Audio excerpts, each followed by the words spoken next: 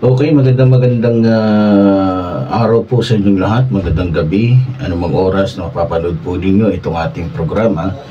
So, pero bago lahat, mga minamahal ko mga kababayan, binabati muna po natin ang ating mga kasama, kaisa, Luzon, Visayas, Mindanao, maging mga kasama po natin sa abroad, at syempre sa ating po mga supporters na talagang handa pong tumulong o handang sumuporta po sa inyong lingkod. At syempre, binabati din po natin ang ating Pangulo Ferdinand Marcos Jr., maging ating minamahal na First Lady Lisa Araneta Marcos, maging ating minamahal na Sandro Marcos. Okay, pag-uusapan po natin ngayon ito pong umiingay na usapin patungkol po sa ginawang hindi pagpunta ni Paulo Duterte sa ICI o sa Independent Commission na tinayo po ng ating mahal na Pangulo para po manguna sa pag-iimbestiga patungkol po sa katiwalian na nangyayari po ngayon dito po sa ating bansa. So, ayon po sa balita, tumanggi si Davao dito sa balita babasahin ko lang po mga kababayan. Ayon po sa balita, tumanggi si Davao City 1st District Representative Paulo Duterte na humarap sa investigasyon ng Independent Commission for Infrastructure o ICI. So, ang dahilan, sabi po niya, kasi daw nilikha lang naman daw umano ang ICI para gamitin sa political propaganda at sirain ang pangalan ni Vice President Sara Duterte at dating Pangulong Rodrigo Duterte. So, yun po ang kanyang sabi. So, dagdag pa po dito, mas nararapat daw di umano na imbestigahan ng ICI ay ang Pangulong Ferdinand Marcos Jr. at ang kanyang pamilya at si dating House Speaker Martin Romualdez. So, sabi rin niya, wala daw kapangyarihan o jurisdiction ang ICI sa mga miyembro ng Kongreso dahil ito daw ay bahagi ng executive branch. Okay, so sabi pa niya dito, may access naman daw ang ICI sa mga ahensya ng gobyerno upang makuha ang impormasyon tungkol sa flood control project sa Davao. So, yun.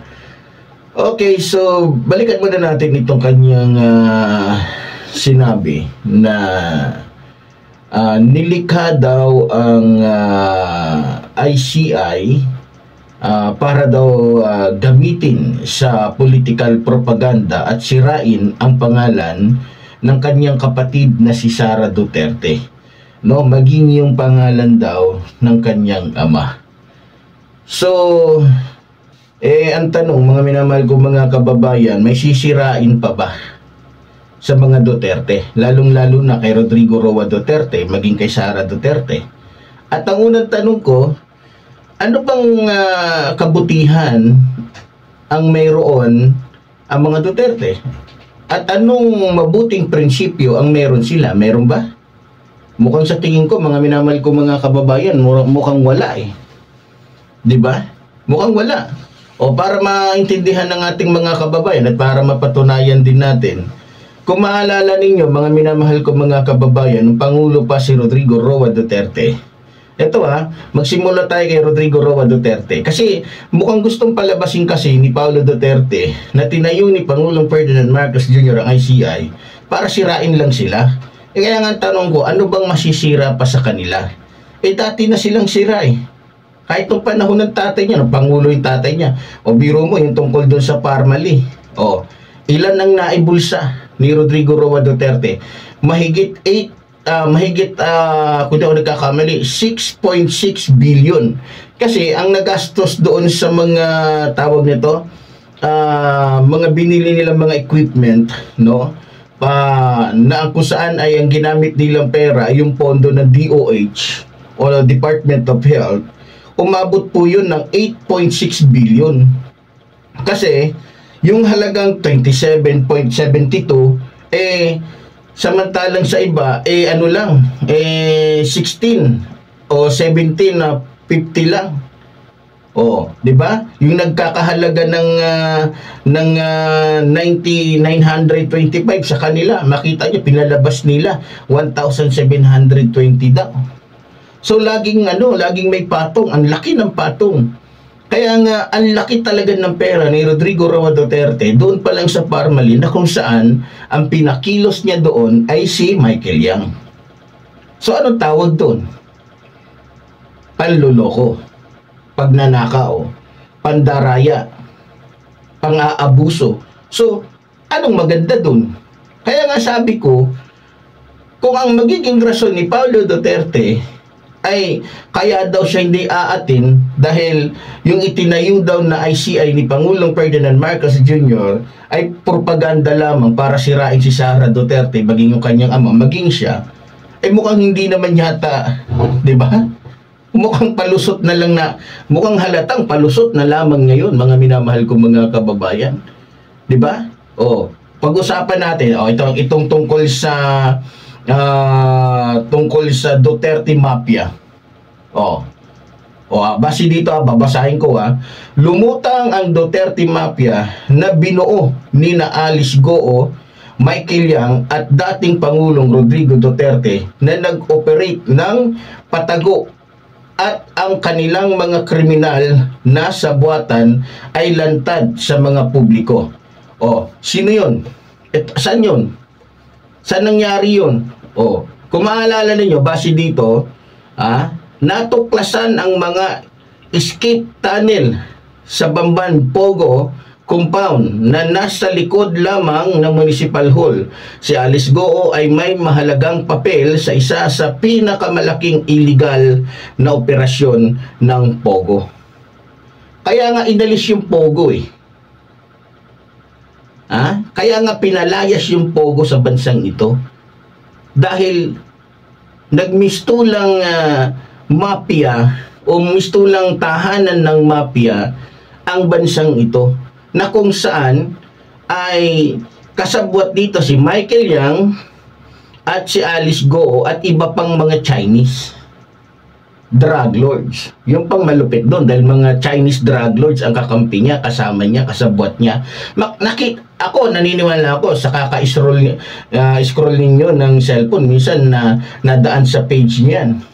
Yung mga sasabihin ng mga Duterte, galit daw sila sa mga drug lords, pero makikita mo doon sa Facebook, yung sinasabi nilang galit daw sila sa mga drug lord, makikita mo sa picture yung mga sangkot sa illegal drugs, o yung sinasabing mga drug lord sa Pilipinas na hinahanap ng ating mga otoridad, kaibigan nila, halatang halata doon sa picture na sila ay meron silang malalim na ugnayan. 'Di ba? Kaya nga ito pa. Pag-usapan natin yung patungkol kay Michael Yang. Base dito, sabi dito, si Michael Yang, dating economic advisor ni Duterte, ay iniimbestigahan dahil sa umano'y pagkakasangkot niya sa 3.6 billion drug bus sa Mexico, Pampanga noong 2023. Biro nyo galit daw sila sa droga. Pero lumalabas na yung pinasok ng ating mga otoridad doon sa Mexico, Pampanga, sa kanilang buy bus operation,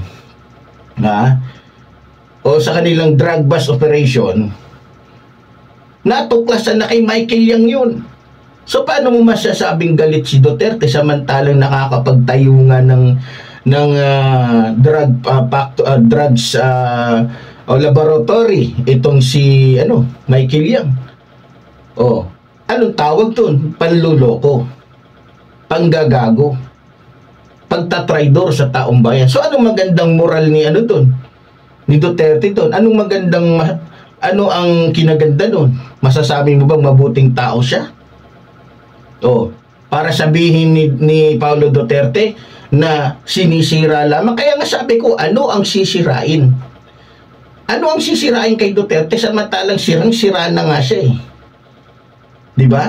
Ang lakas ng loob ni Paulo Duterte na sisabihin niya na yung ICI ay tinayo para lamang sirain si Sara Duterte. Mamaya dadako tayo kay Sara Duterte, mas malupit yung gaga na yun. Kasi mas maraming katiwalian yun. Maraming yun, maraming sapi sa katawan yun.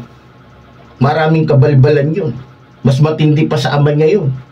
Diba? O, pag-usapan din natin, ito.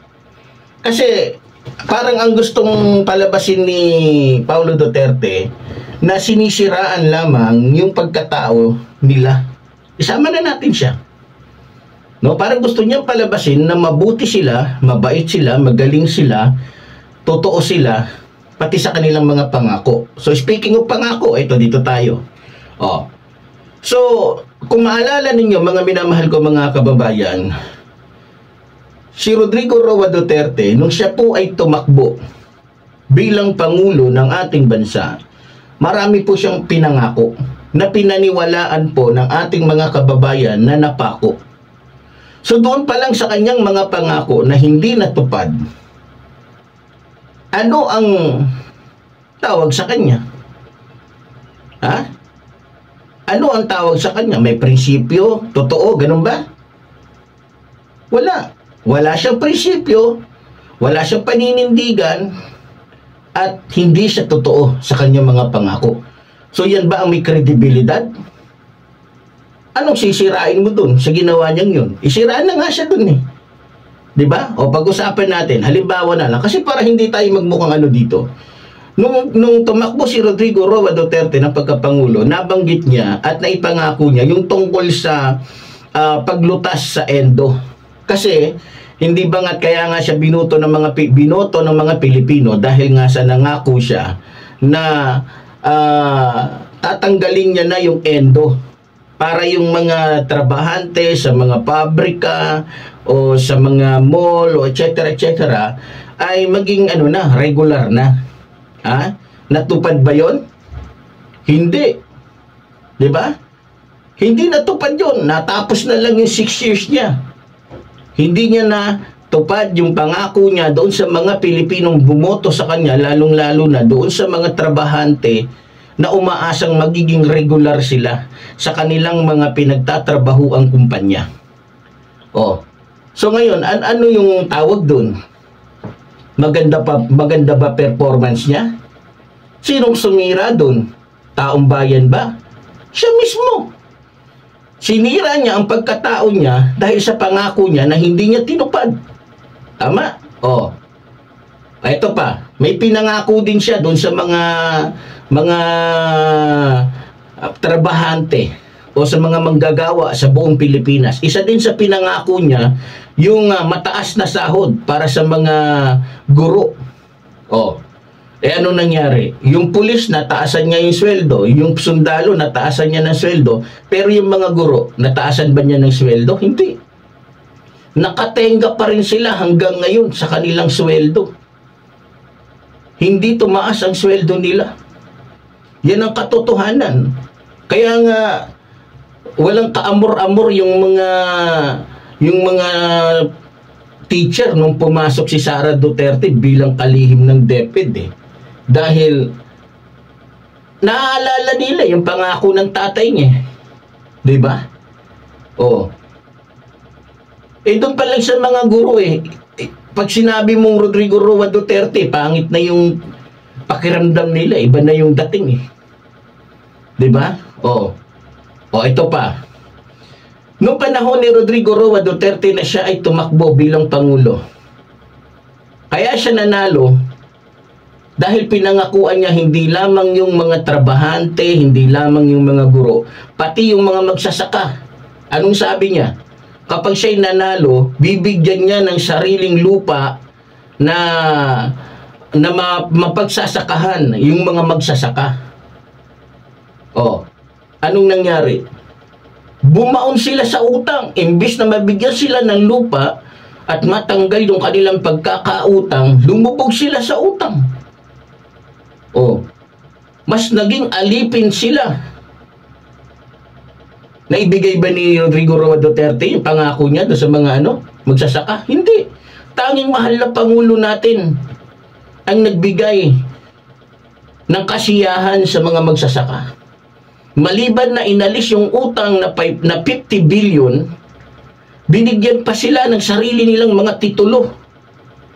Binigyan pa sila ng mga equipment na makakatulong sa kanila para mapagaan yung kanilang pagtatanim o pag-aani ng mga palay. Oh, anong magandang makikita mo kay Rodrigo Roa Duterte dun? Kasinungalingan. Meron bang magsasabi na isang magandang ehemplo at isang magaling na tao, isang mabuting tao, isang maprinsipyo tao, yung taong sinungaling? Mukhang walang magsasabi niyan. Bobo na lang, tanga, adik lang magsasabi na ang taong sinungaling at hindi tumutupad sa kanyang mga pangako ay may dangal, may prinsipyo, may paninindigan, totoo, mabuting tao. Diba? Kaya nga pinapatawa ako ni Paulo Duterte para sabihin niya, para gawin niyang rason na kaya hindi siya pumunta sa ICI dahil sa ginawa lang daw yan para propaganda, para sirain yung tatay niya, si Sara Duterte. Mamaya pupunta tayo kay Sara Duterte na kung saan mas matatawa ka. Di ko nga alam saan niya kinukuha, saan niya hinuhugot yung iniisip niya, sinasabi niya na kaya lamang tinayo yan para sirain sila. Diba? Ito, yung tungkol sa libreng edukasyon sa public school. Oh. Sa totoo lang mga kababayan, kaya nga hilaw na hilaw nung pumasok si Sara Duterte sa DepEd dahil mismo yung tatay niya nga na naging pangulo, hindi nagawa yung kanyang ipinangako na libreng edukasyon sa public school. Diba? Sabi ni Duterte, pagka ako naging pangulo, libre na lahat. Magmula sa notebook, magmula sa etc. Bibigyan kayo ng tubig, sa loob kada classroom may tubig. Diba? Tatanggap kayo ng ganito kada buwan. Nangyari ba yun? Hindi. Kaya hindi na ako magtataka kung bakit hindi nagawa ni Sara Duterte yung mga pangako niya sa DepEd. Dahil mismo yung tatay niya na naging pangulo, hindi nga nagawa, hindi nga natupad yung mga pangako sa DepEd. Siya pa na sinasabing may sayad. Diba? Oh. So, ano pa ba? Ito pag-usapan naman natin para hindi tayo mukhang dito. Yun kay Sara Duterte na lang.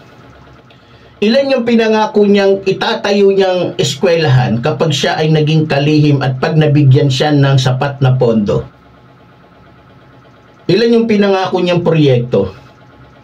Sige nga, mahigit 1,000. Diba? Ilan lang yung nagawa? Mahigit 100. Nasaan yung 900 mahigit na sinasabi niya? Nasaan yung budget nun? Hindi naman niya ginawa dapat ibalik niya yung budget. Binalik ba niya? Hindi. So, anong tawag dun? Pagnanakaw, panloloko, panggagago, pagtatraidor sa mga Pilipino. So, anong sisirain kay Sara ngayon? Doon pa lang sinira niya na kredibilidad niya. Doon pa lang sinira niya na pagkatao niya. Sa sinabi pa lang, sa testimonya pa lang ni Las Cañas, pati ni Mutabato ni Acerto, sa testimonya pa lang ni Guban, pinakilala kung ano at sino ang mga Duterte. Meron ba silang kredibilidad? Wala. Yung pagtatraidor lang ni Rodrigo Roa Duterte na kung saan dapat hayag ang kanyang pakikipag-usap kay Xi Jinping. Bakit nila tinago? Kasi meron silang plano na makipagsabuatan sa bansang China para tayo'y maging probinsya na lamang ng bansang China. Kaya nga, ang ginawa nila, para kumonti yung mga Pilipinong kukontra sa kagustuhan ni Rodrigo Roa Duterte at sa plano ng bansang China, nakipagsabuatan siya. Gumawa sila ng plano para maubos ang mga Pilipino. No?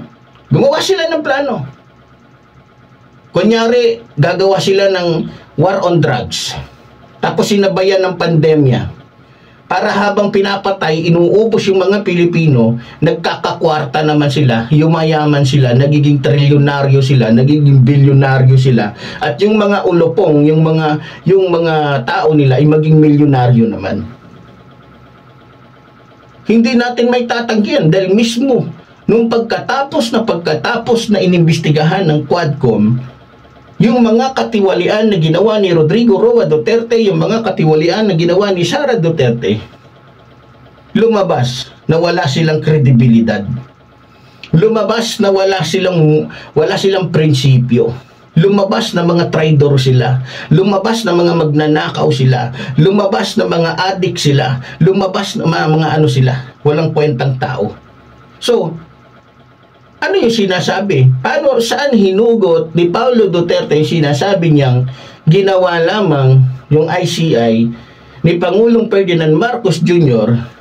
para sirain sila? Gago pala sila gago pala siya kung talagang ang puntarya sila, di sana sa umpisa pa lang na iniimbestigahan ng gobyerno yung katiwalian sa bansang ito, di sana sila na yung inuna. Sana siya na yung inuna. Pero bakit? Diba? Kung talagang ang focus ay sa kanila lang, kaya tinayo yung ICI, di sana sila na yung naunang ikinulong. Nakita nyo naman, no? Bago nakarating sa kanya yung pag-iimbita ng ICI, mas marami ng mga nauna pang mga personalidad o mga politiko na inimbitahan ng ICI. Diba? Pero alam naman natin, Tatak Duterte. Pag sinabing Tatak Duterte, magaling magsalita pero duwag. Kagaya nung sinabi ni Sara. Nung lumabas yung katiwalian niya, yung usapin tungkol sa kanyang katiwalian sa DepEd maging sa OBP, ang lakas ng loob niya na handa siyang humarap, handa niyang sagutin. Kala mo kung sinong matapang. Pero nung lumabas na, dumating na yung oras, yung panahon na inimbitahan na siya, ang dami niya ng palusot. Nagagalit-galitan, gumagawa ng kadramahan, gumagawa ng issue, naninira, etc. etc. So ganun din. Si Baste, ganun din yung estilo. Tatak Duterte din. Kunyari, matapang, hahamunin si ganito, hahamunin si ganon, sa tamang oras na tinakda, nawawala. Nagrarason ng kung ano-ano. Kasi wala ngang paninindigan. Ngayon, si Paulo Duterte, ganun din. Kahit yung tatay nila, ganun din. Naalala ninyo, hinamon ni Duterte noon, si Carbonell. Barilan daw sila.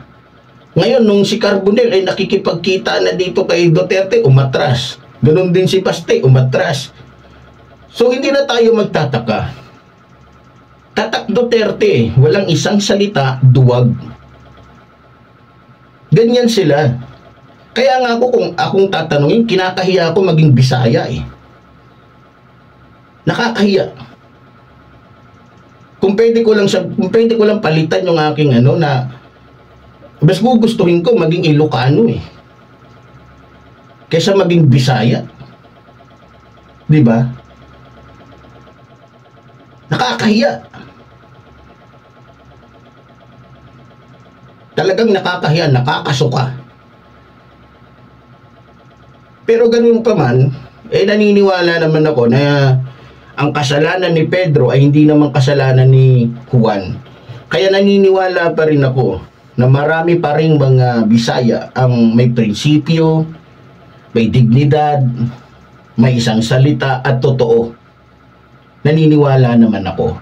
Dahil may kasabihan nga tayo, bagamat may makukuha kang buang na nyog sa puno ng nyog, meron din naman diyang magagandang nyog.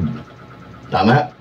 So, ganun pa man, siguro yung aking sinabi ay bunga lamang ng aking matinding talagang inis o galit dito sa mga walang isang salita o duwag. So, alam na natin, yung naging pahayag nitong ni Paulo Duterte, yan ay ano lamang niya, alibay. Dahil ang totoo, duwag siya. Malakas lamang siya magsalita, malaki lamang yung panga niya, malakas lang silang manindak, pero ang totoo, mga duwag sila. Mabuti pa si Sandro Marcos, walang sinasabi. Mabuti pa si Martin Romualdez, walang sinasabi ng kung ano-ano, pero umatin. Di ba? Marami yung mga hindi guilty na yung mga congressman na iba, bakit naman sila? Umatin sila. Pero si Paulo Duterte, nakita nyo. Pero isang nakikita ko dito, meron din ako napapansin. Parang ang feeling ni Paulo Duterte, pa rin siya? Parang sila pa rin ang hari sa buong Pilipinas. Kaya nga, kung ako sa ICI, babaan nila ito ng warrant. Total, binigyan naman sila ng binigyan naman sila ng kapangyarihan ng Pangulo. Tama? Kasi, babasahin ko lang po sandali lang po mayroon po akong nabasa dito para maintindihan lang po ng ating mga kababayan. Sabi po dito, kasi mukhang minamaliit kasi ni Paulo Duterte yung ICI, pero nakalimutan yata niya kasi nirarason nga niya doon na may daw, ang kamera daw ay hindi daw saklaw ng doon siya nagkakamali. Dahil baka nakalimutan niya na may kapangyarihan ang Pangulo. Di ba? Baka nakalimutan niya na mayroong sapat na kapangyarihan ang Pangulo para gumawa ng batas. Hindi sabihin gumawa ng batas kasi anong gumagawa nun ang mga congressman. Sabihin, gumawa ng may kapangyarihan ng Pangulo na iba sa kapangyarihan ng Senado at ng Kamara. No? So, ito babasahin ko lang po. Meron lang akong babasahin. Sabi dito, ang ICI Independent Commission for Infrastructure ay itinatag para imbestigahan ang mga proyekto sa infrastruktura at issue ng katiwalian. Okay, sabi dito, narito ang mga pangunahing layunin nito. Ito, doon muna tayo sa layunin. Imbestigahan ng investigasyon ng mga proyekto. Layunin nitong suriin ang mga proyekto ng infrastruktura upang matiyak na walang katiwalian at nasusunod ang mga regulasyon. Okay, ito. Isinusulong nito ang transparency sa mga proyekto ng gobyerno upang maiwasan ng mga anomalya. Okay, ito pa. Sa pamamagitan ng pagsisiyasat, naglalayong panagutin ang mga sangkot sa katiwalian at paglabag sa mga patakaran. Ito pa. Sa madaling salita, ang ICI ay isang independenteng komisyon na binuo para mag-imbestiga, magbantay at magrekomenda ng mga hakbang upang mapabuti ang kalidad at integridad ng mga proyekto sa infrastruktura. Okay. So ito. So, kung tama ako, ito, ang mga mayroon akong nabasa. Dali lang sinasummarize ko lang. Okay. Dali lang po so sabi dito, mga minamahal kong mga kababayan,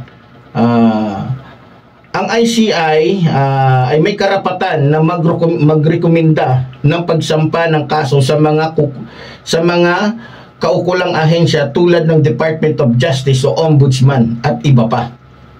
So, ibig sabihin, may karapatan silang mag-endorso. So, may karapatan silang kasuhan si Paulo Duterte sa Ombudsman maging sa DOJ. Sabi rin dito, disciplinary at administratibong aksyon ang opisyal na tumanggi sa sumunod sa supina ay maaaring maparusahan ayon sa batas kabilang ang suspension, pag-dismiss o iba pang disiplina.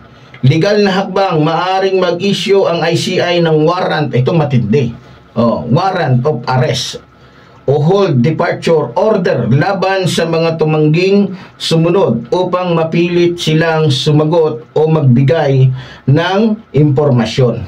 So, ibig sabihin, nasa batas. legal na sila ay pwedeng magbaba ng warrant. Kaya dito si Paulo Duterte, itong kanyang pagmamatigas, lalambot at lalambot to. Kilala naman natin ang mga Duterte. Mukha lang silang matitigas, mukha lang sila, pero ang totoo malalambot yung mga yan. 'Di ba? Sa totoo lang, kaya lang naman sila nakakapagpapatay dahil nagbabayad sila. Kaya sila nakakapagpapatay ng mga tao dahil may mga tao silang binabayaran. Pero kung sila mismo, wala. Mukhang sa tingin ko nga, itong si Paulo Duterte, may pusa, hindi pa to nakapatay. Matapang lang to sa utos ng utos. Diba? So, ganun pa man, mga minamahal ko mga kababayan, kasi kung pag-uusapan natin lahat ng katiwalian nila, lalong-lalo na tong si Sara, mukhang siguro kukulangin yung 100 oras natin sa dami ng kanilang mga katiwalian, sa dami ng kanilang mga kabulukan, sa dami ng kanilang mga kahayupan, kademonyohan, kadyabluhan. Mukhang kukulangin yung 100 oras natin para talakayin natin yan, mga kababayan. So ganun pa man, isa lang ang masasabi ko kay Paulo Duterte, no? Talagang anak ka nga ni Rodrigo Roa Duterte. Iisa yung estilo ninyo. Iisa yung inyong mga paraan para talikuran, takasan yung inyong mga pananagutan. So, ganun pa man, alam naman po natin na kung matalino, mautak, tuso itong mga Duterte, hamak naman po na mas mahusay, mas matinik, at mas magaling ang ating mahal na Pangulo sa kanila. Kung yung kanilang puno, kung yung kanilang puon ay nandoon na sa ICC o nasa dahig na, hindi malabong itong mga ito ay sumunod na rin sa kanilang ama doon sa lungga ng mga impyerno, sa lungga ng mga diablo pala, sorry. So alam niyo naman, di ba, tulad ng sinabi ko, dito niya na siguro nasasaksihan na ng ating mga kababayan kung gaano talaga kaduwag itong mga Duterte, 'di ba? Nung hindi pa talagang isa yung dating nung kanilang pag wala pa ang tatapang, pag nandiyan na atras na, 'di ba? Tatak Duterte talaga. Kaya sabi ko sa inyo, mga kababayan, magising na kayo sa katotohanan, lalong-lalo na sa mga kababayan nating Bisaya. Hindi porkit Bisaya yung kampi tayo ng kampi. Gamitin natin yung sabi nga ng lolo ko, utak ang gamitin, hindi ang utin. 'Di ba? Kasi pagka porkit kababayan kahit mali na kakampihan. Sa akin hindi pwede 'yun. 'Di ba? May batas tayo. Alam natin ang tama't mali. Kaya kung saan yung tama, doon tayo. Diba? So, ganun pa man, mga minamahal ko mga kababayan. So, muli po, tuloy po ng sinasabi niyo lingkod. Mabuhay po ang ating ng bayan. Mabuhay po ng mamahal sa ating ng bayan. Maraming salamat po.